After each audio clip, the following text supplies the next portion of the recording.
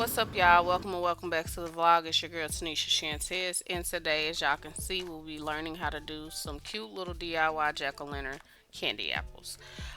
So we're doing our regular.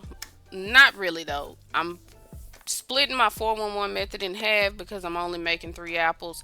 Probably should have did the 411 method because I always tell y'all the more you rather have more too much candy than not enough, and that's kind of what I came across in this video. But I just wanted to show y'all, it is Vlogtober day 10.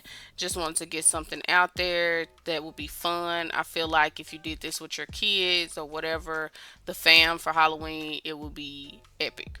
So this is 2 cups of sugar, half a cup of water, half a cup of Karo syrup.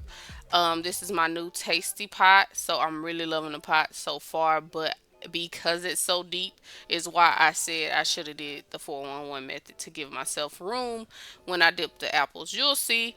I do suggest doing it the right way. Don't do it my way when it comes to dipping. Give yourself that room, especially because you just cannot measure when you take those apples out of the bag how many will be too big. So, of course, we're getting our milky consistency by stirring it up before we put our candy thermometer in. Not gonna go too deep into this because if you check out my other tutorials, it'll go into specific details about the mixture, about what you should be doing.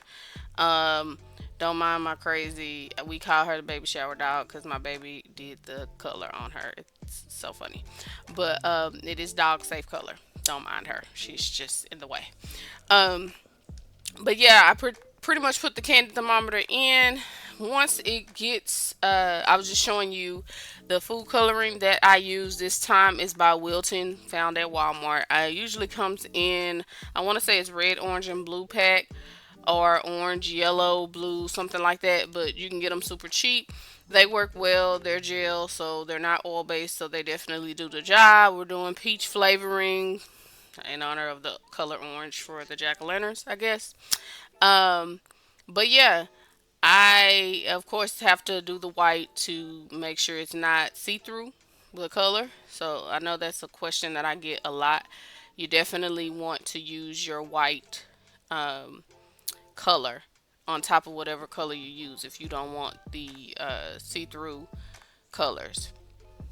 So yeah, I'm pretty much at 250 at this point. So I'm putting the candy flavoring in now. I use Lorenz. If you follow my Amazon storefront, everything you need is going to be there. So I think at this point we're about ready, but not quite. But this is a sign when you see those bubbles slowly popping, they're no longer moving fast, they're popping really slow. That's your sign that it's done. So at this point, we're at 300. I'm adding the white first. I do not add color midway like some people do. I just feel like you get your more true color when you do it after the candy is done cooking. So we added the white and we added the orange. First batch, first round was not as solid enough for me. It was still kind of see through. So what I did was I did go back and you'll see I added some more white, so you'll see me kind of mix it again because I added some more white. Don't be afraid to do that. You want what you want when it comes to these colors. So definitely, if you needed to add more white to kind of get that color, or more color to get a more vibrant, bright color, then do so. Yeah, this is me adding a little bit more orange, and then I am gonna add a little more white. I don't think I did it on camera, but I definitely added a little more white to it, just to make it a little more vibrant. I definitely wanted it to be a nice colored orange. So yeah, you're just gonna stir, stir, stir. Another thing, by me not using a lot of candy, it did harden faster in the pot. So again, I'm never afraid to put it back on the stove to heat it back up. I did have to do that midway. I don't think I showed it here, but I did have to do it before I did the last apple. It was more of a struggle. So I'm a very transparent person. I'm not perfect, but I do want to show y'all. So this is a good turn, but you'll see in the second and third, it definitely could have been more room to dip. But These are not for sale. I'm not giving these to anybody. This is literally just for this tutorial. But yeah, I always scrape on the opposite side. That's another thing I messed up because I used my spatula, and yeah, on the side that I was dipping, and it got on one of the sticks. Again, wasn't as careful with this batch because it was literally 3 apples. So yeah, it wasn't a big deal. But if you're planning on serving this to people, definitely do what you've seen me do multiple times in my other tutorials. So never dip on the side that has candy on it, or it will get on the stick, as you see here. That's me struggling because it's not a lot of candy, but I do this often, so I kind of know how to get that candy to cover that apple. So that's where you saw me dipping back in. So if you ever have that issue, you can use that method, and it does work. It takes more time, but it works. So I always just give yourself that wiggle room. I can't stress it enough. But yeah, we're almost ready. We're on the last one. By then, I had to reheat because the candy was already getting a little more thick than I would prefer. But yeah, once I reheated it, kind of smoothed out a little bit more, made it easier to dip that last apple. So this is pretty much the method that I use to dip the apples. And we're about to head to the fun part. Okay, y'all. So this is my candy chocolate wafers. I have green and I also have black. So this brand you can actually find at any Michael's, Joann's, and the black brand is found at pretty much Walmart. Um, I was not a fan of the green one, so kind of be careful on how you choose the colored ones. But Paramount crystals really help with smoothing out um, chocolate, making it easy to work with. So here you see I've already heated up. I do 30-second increments. Please do not go over 30 seconds. Do not do 1 minute. I don't care how much chocolate you got. Do 30-second increments. This is the first one. And while I wait on the second one, I'm prepping my bag, my small piping bag. These are linked in my Amazon storefront as well as the chocolate wafers if you're confused on where to get it, or it's all there. Um, Super reasonably priced for both of those. This is the second round. As you can see, it's a lot more smooth. However, because I'm about to need straight lines or as straight as possible lines, gotta be careful. And just because it looks smooth does not always mean that it is. So you will get elephant skin, and I'm about to show you in just a second what that looks like. This is your clue. There it is. This is your clue that your chocolate is too hot and needs to sit. So what I'm doing, it is smooth enough, but it's too hot. So I'm going to sit it to the side, and I'm going to start working on the green. So pretty much the same thing, 30-second increments to heat the chocolate up, but I'm showing you a method with the Paramount crystals. Again, the green was not my friend on this for whatever reason. I just didn't like it. But to give you an example, this is what you do. You can either add the Paramount crystals before or after you heat it. It just depends. So this is the first 30 second, and then I'm going to put it back in for the next 30 seconds. So always stir it after you heat it just to kind of get an idea of how much more you need to heat it. This is the second one. As you can see, it's still gunky. Do not get discouraged. Some of the chocolate just does that, especially colored chocolate. Um, so most people would have quit right here. Don't. I did it again. 30 seconds. And here we are. Looks crazy. We're about to mix it and see where we're at. Okay, looking way better than it was. You see the crystals still in there. Those kind of dissolve as it sits because of the heat of the candy. But they work really well. I know some people use vegetable oil and stuff like that. So this is just a second option to prevent from using vegetable oil because some vegetable oil does have a weird taste. I've never had issues with Paramount crystals, so it is my go-to, especially with stubborn chocolate. But I kind of wanted to show y'all how I can do it with or without those crystals. So this is the example with the crystals. You see me kind of pushing down and stirring. That's me kind of trying to make the crystals dissolve because I didn't do another heating. I just it didn't need it to me. If you see how much of green I need, you'll know why I didn't just go all in. Now, if I was doing some berries or something, different story. But I'm gonna let these sit.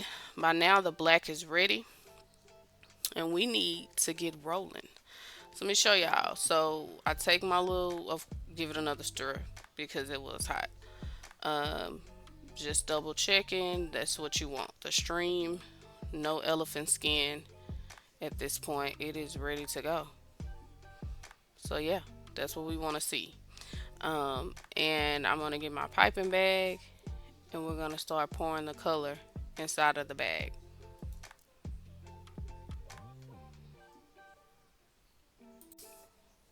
Okay, so that folding method with the bag kind of gives you something to hold on to because you don't realize how heavy chocolate can be when it's going into a bag until you drop it over and it spills all out. So that kind of gives you something to hold on to, kind of gives you an idea of if you need to go ahead and seal it up. Again, I didn't need much chocolate, so this was just enough. Um, and just like if you were decorating a cake or something, you kind of twist it, push it all down, twist it up. I did want to be careful with how much I cut off the end because of how thin the lines would be. So what I did was I cut as low as I could, small amount, not too wide, and I did test lines. Don't hesitate to practice, y'all, before you make a mistake.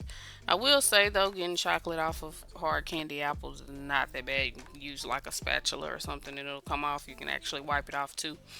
Um, but yeah, this takes a steady hand, but honestly, little mistakes on this just means you had a good time doing it. It does not have to be perfect. It is for fun. It is the purpose of looking like a little jack o' lantern, and people will get the concept.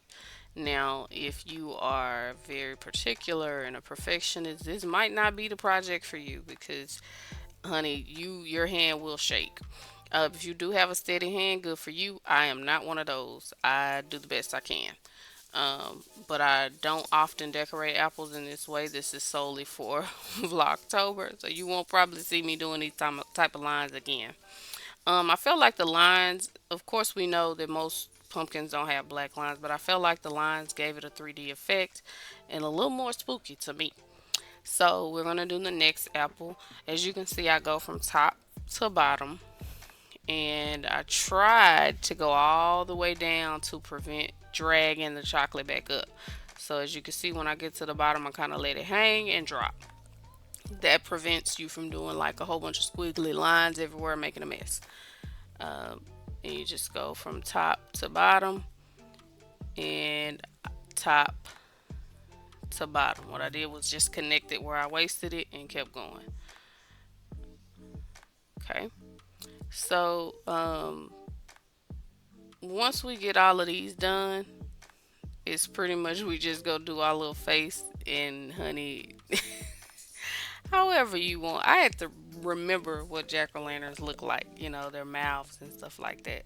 So this was so funny to do. It brought back a lot of memories.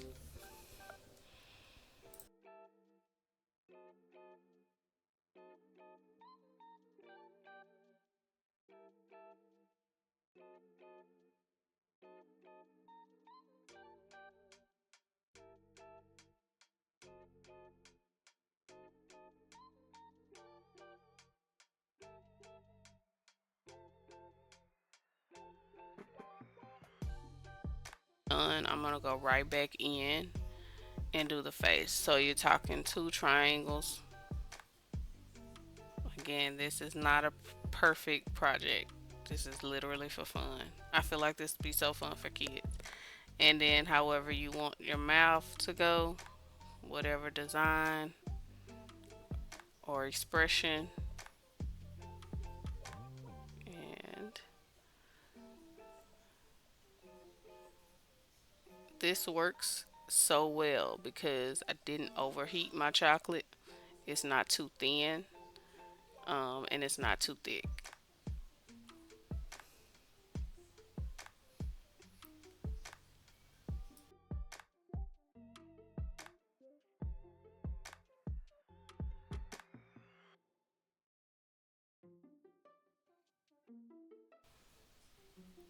Again, y'all just do the best you can and have fun.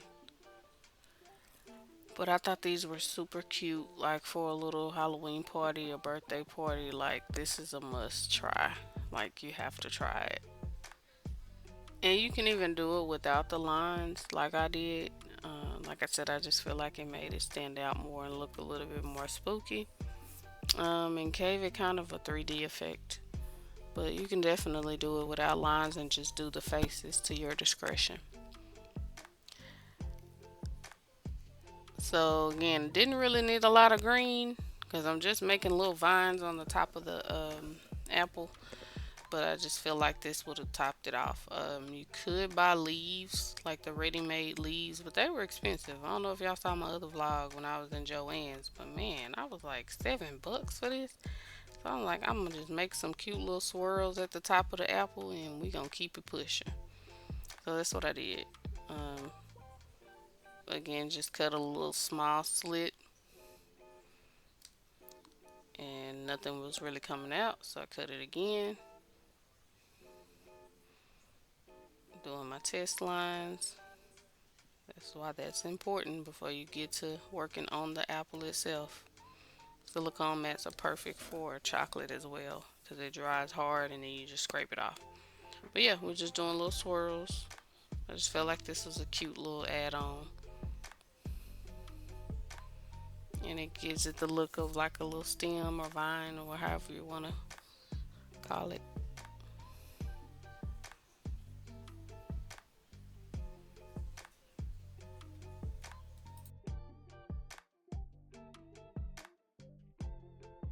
Yeah, y'all, this is pretty much it. I hope y'all enjoyed. Make sure y'all like, comment, and subscribe. Let us know what else you want to see. Thank you so much for continuously tuning in to Vlogtober. It only gets better from here.